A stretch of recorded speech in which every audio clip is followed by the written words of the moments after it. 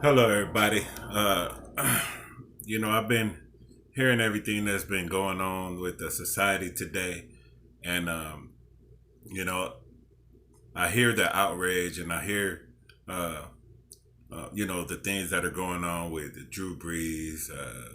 I heard us, the stuff that Candace Owens said, and I'm hearing everybody try to talk about this. Talking about the situation with the problems with America, period, and especially Black America. And the first thing that everyone says is to change anything, we have to vote. And people have, I don't know, I can't even say, with knowledge, how long we've had the right to vote. Uh, but here it is, 2020, and Black people have had voting rights for many years now. Um, I don't. I'm not finna start getting into statistics or specifics um, because I'm not here for that. But we had many years of voting rights. We've been able to vote for well since ever. Not since ever, but I know we had Bill Clinton. We've had President Barack Obama, George Bush, even during the Bush era. Uh, which is, matter of fact, Clinton was before Bush, so, or at least the new George, the second George Bush. But what has voting done for us so far? Because everybody's talking about in order to change things, you need to go vote. That's the same thing as marching. They've been talking about voting for the same after we got the right to vote from from the original marches, and we really didn't even. I don't think we got the right to vote from the marches. I think we got the right to vote from the riots, from the outrage of killing Dr. Martin Luther King. We finally got what he wanted, a portion of what he wanted passed. So, and I wouldn't even have a problem with voting if everybody said vote, but who to vote for. I'm not hearing anyone who is preaching this voter registration or go out and vote. They're not mentioning who we're supposed to be voting for. That's what I want to know. At least I want to know the people that you are saying that we need to go and vote for, and what change will they bring if we do go vote for them.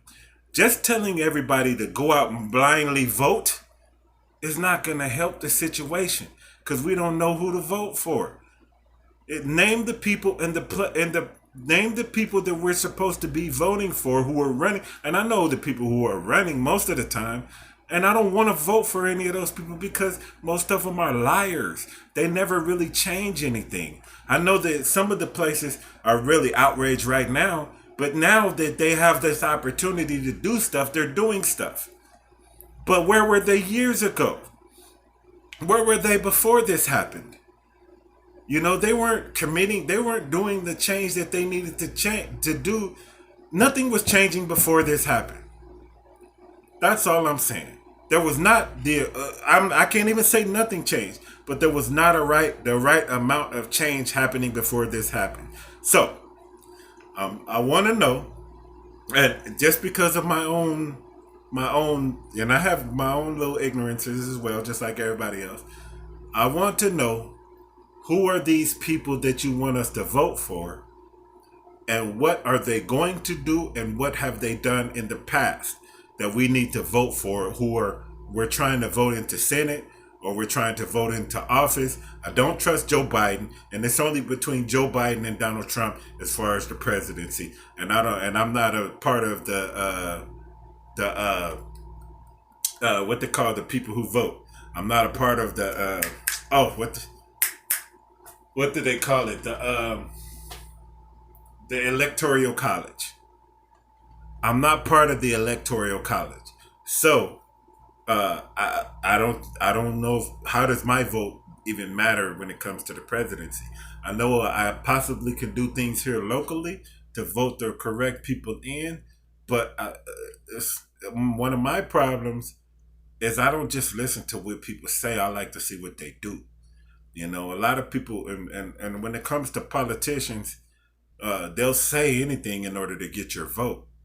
You know, they'll say anything, and then when they get to office, they don't do what they said they were going to do. And we've been going through this for hundreds of years.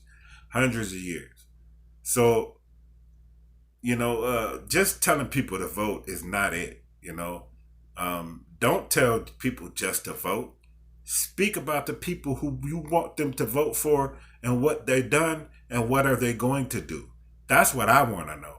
I want to know what the people who, if you're trying to rally the voters up to go and vote into legislation, to go vote in the office, um, who do you want us to vote for? And what have they done? Send me some websites. Send me some information. Like above, subscribe. I'm going to continue posting stuff, but I want to know, and I'm getting ready to really start going hard and deep on this. I want to know, who are these people that you want us to vote into Senate? What have they done, and what are they going to do for us in the future? And I want all, everybody. And I've been talking to people about voting for years. I don't trust. I don't even trust that my vote matters. I don't trust the voting system. I don't know who counts the votes, who tallies everything. I know now it's electronically done, but where does that information go? Who takes care of the information? I still don't know if, even if we go vote, they're not going to put the person they want in anyway, and then say that they had to. I don't trust these people. I just don't trust them, and maybe that's my problem. But for me, I don't trust a corrupt government that's been proven to be corrupt year after year after year for hundreds of years.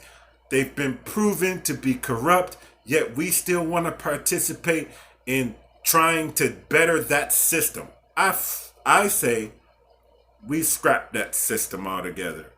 If we need to begin to govern ourselves or overthrow the government. And I want the people, and I want to know the people who we need to rally behind, who is going to actually fire everybody, start a new government. And as hard as that may seem, and I know it's not as hard, it's not that simple, because there's thousands and thousands, there's tons of laws, there's tons of stuff that we have on the books that need to be changed, reformed.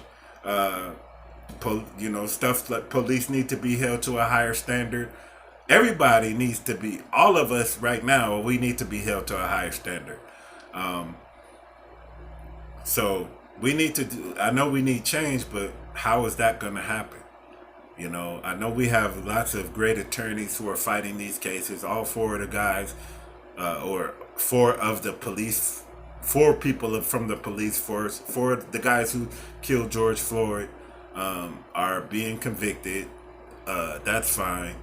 But the guy Chauvin, the person who hired Chauvin, need to be fired, because he was a criminal before he was a cop, and then he was a criminal while he was a cop.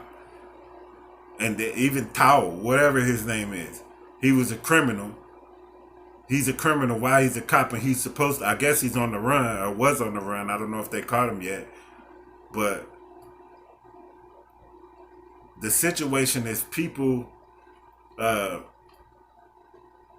we put too much trust in the system, man. We put too much trust in this system that wasn't designed for us.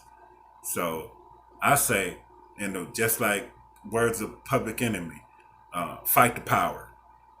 We gotta fight the power. We gotta change everything about our society. And I know we have certain white people that follow us in solidarity. We also have people who want this race war to happen, which I think if Donald Trump gets elected, for another term, which I wouldn't put it past this country of ours. Well, not I can't even say it's my country. It's not our country. I wouldn't put it past this country of theirs to actually have this man reelected who's bullying people on Twitter. If I was his if I was the chief of staff, I would take away his phone and put him in timeout for his own protection.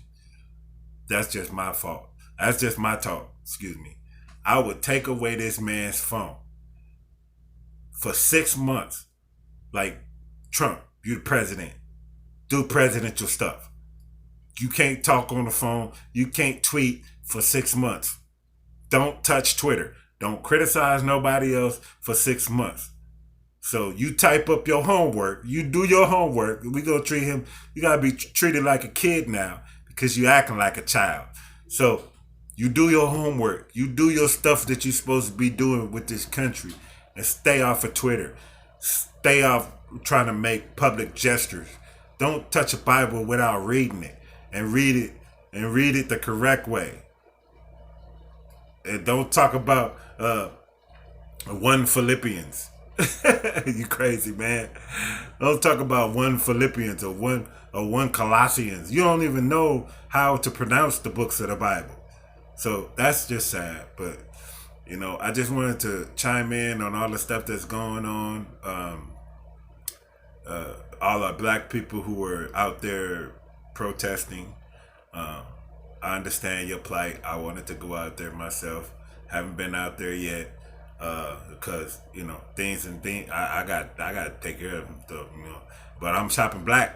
I tell you that. I'm working with a lot of black people. My money is from here on out is going to black people. I'm already with One United Bank.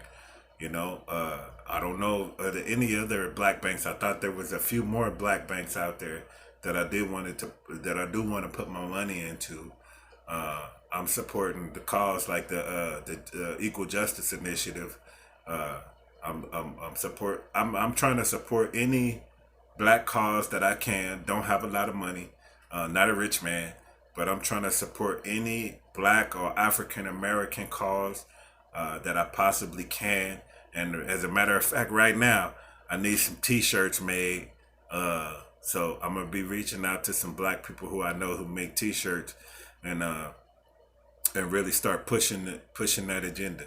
So I just wanted to chime in on what was going on. This is crazy right now. Stop by my website. It's going to be posted on my website pretty soon, Jr.com. And again, please like and subscribe to this channel. I'm going to be going in on a lot of things here on out. And I know I've said that before, and I'm very not consistent, but I will be consistent from here on out. Thank you. You guys have a great day. I love you all, and I'll see you later.